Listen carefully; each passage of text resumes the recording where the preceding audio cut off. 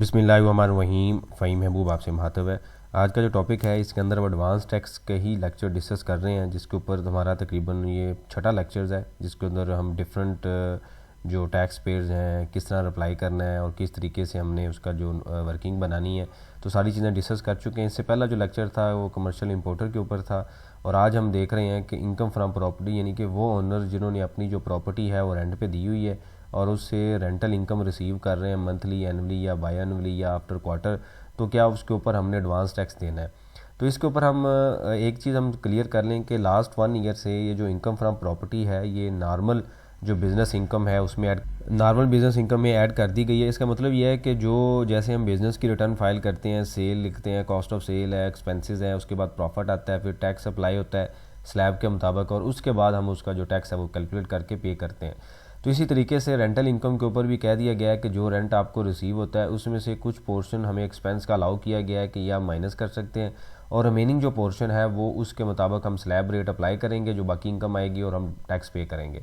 तो इसमें दो बेसिकली कंट्राडिक्शंस हैं जिसको हम दोबारा क्लियर कर लेते हैं। इससे पहले भी वैसे लेक्चर में हम देख चुके हैं, लेकिन क्विक रिकैप के लिए हम इसको डिस्कशन कर लेते हैं ताकि हमारा जो एडवांस टैक्स का टॉपिक है ये सही तरीके से क्लियर हो। अच्छा, होता क्या है कि एक कोई भी बिल्डिंग है, कोई एक लैंडलॉर्ड है, उसके पास एक बिल्डिंग है, उसने एक बिल्डिंग लेट से रेंट पे दी हुई है जिसका मंथली रेंट 1 लाख है और एनुअल उसका बनता है 1.2। अब जब टैक्स जब रिसीव करता है, यानी कि लैंडलॉर्ड ने रिसीव करना है, तो जो भी चेक रेंट पे कर रहा है यानी कि चेक दे रहा है, उसने according to slab rate of section 155 उसने टैक्स डिडक्ट करना है, जो कि ये कहता है कि 3 लाख तक अगर रेंट है तो वो ज़ीरो कोई टैक्स डिडक्ट नहीं करेगा, 3 लाख से 6 लाख के दरमियान वो 5% डिडक्ट करेगा, और 6 लाख से 2 मिलियन तक वो 10% डिडक्ट करेगा। तो इन स्लैब के मुताबिक उसने 75,000 एनुअल कैलकुलेट किया कि आपका ये टैक्स बनता है।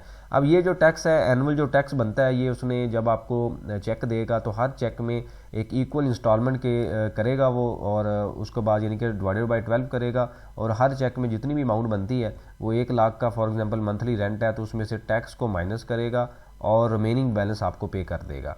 अब इसका मतलब ये है कि अगर आप क्वार्टरली रेंट दे रहे हैं या मंथली दे रहे हैं, तो यानी कि रिसीव कर रहे हैं, तो आपका जो टैक्स है ये डिडक्ट हो रहा है, यानी कि क्वार्टरली भी टैक्स डिडक्ट हो रहा होगा, मंथली रेंट ले रहे हैं फिर भी डिडक्ट हो रहा है, इवन अगर आपने पूरे साल का भी रेंट ले लिया है तो आपका टैक्स डिडक्ट हो गया है।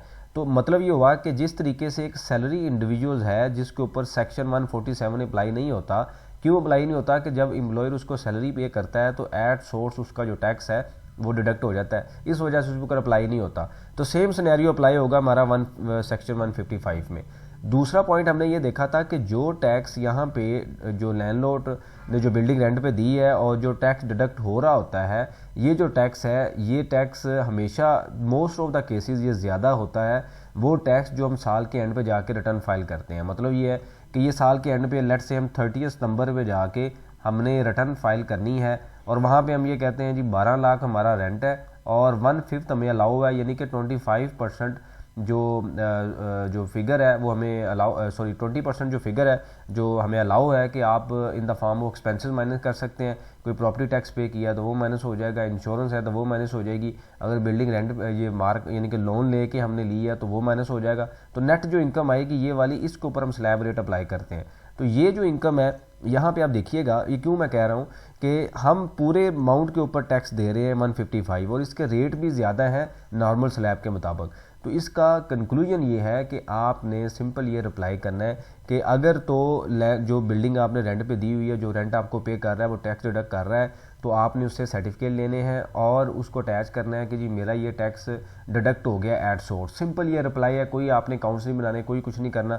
पिछले 1-1.5 साल से मैं रिप्लाई कर रहा हूँ, काफ़ी बड़े बड़े रेंट के, इवन कुछ 1-2 मेरे क्लाइंट हैं जिनका 1 मिलियन तक भी मंथली रेंट है, उनको भी कभी उसका दोबारा कमिश्नर ने नहीं पूछा कि आप डॉक्यूमेंट दें। सिंपल मैंने ये लिखा है जी एट सोर्स डिडक्ट हो रहा है और ये हमारे CPR है, यानी कि 3 माह का जो टैक्स डिडक्ट हुआ हुआ इसके CPR मैंने अटैच किए और रिप्लाई सबमिट कर दिया। सिंपल, इसके अलावा कोई रिप्लाई नहीं करना, आप खुद भी कर सकते हैं, इवन किसी कंसल्टेंट के थ्रू भी करवाते हैं। तो यही इसका सिंपल रिप्लाई है। उसकी रीज़न मैंने आपको बता दी है कि जो यहाँ पे स्लैब रेट के मुताबिक टैक्स अप्लाई होना है वो आफ्टर डिडक्शन ऑफ एक्सपेंसेस है, और हम यहाँ पे जो टैक्स दे रहे हैं वो बिफोर डिडक्शन दे रहे हैं, और 155 का जो स्लैब है वो वैसे भी ज़्यादा है, यानी कि वो ऑलरेडी नॉर्मल स्लैब से जो उसका रेट है वो ज़्यादा है। तो इसका मतलब ये हुआ कि एट सोर्स जो टैक्स डिडक्ट हो रहा है वो 100% श्योर है कि वो ज़्यादा है किस टैक्स से कि जो एनुअल हमने फाइल करना है। तो एडवांस टैक्स क्यों नोटिस आता है कि जी आप जो आपकी एनुअल लाइबिलिटी है ना उसको आपने 4 क्वार्टर में पे करनी होती है असेस करके। हमने लेक्चर्स में भी इसको देख चुके हैं बड़ी डिटेल में। तो भाई हम तो एट सोर्स दे चुके हैं, हम क्यों पे करें।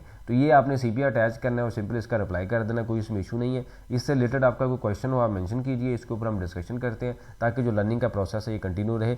इससे पहले एक छोटी सी इशू था कि 1-2 दिन पहले मेरा चैनल जो था वो किसी रीज़न की वजह से ब्लॉक हो गया था, लेकिन अल्हम्दुलिल्लाह अभी रिकवर्ड हो गया है। तो इस वजह से 1-2 दिन से वो लेक्चर्स नहीं आ रहे थे। तो अभी मेरी कोशिश है कि इंशाल्लाह जिसके अगला जो टॉपिक है उसके अंदर हम एक्सपोर्टर को डिस्कस करेंगे कि एक्सपोर्टर ने एडवांस टैक्स पे करना है। मतलब एक्सपोर्टर के 2 केसेस हैं, लोकल सेल भी है और प्योर एक्सपोर्ट भी है।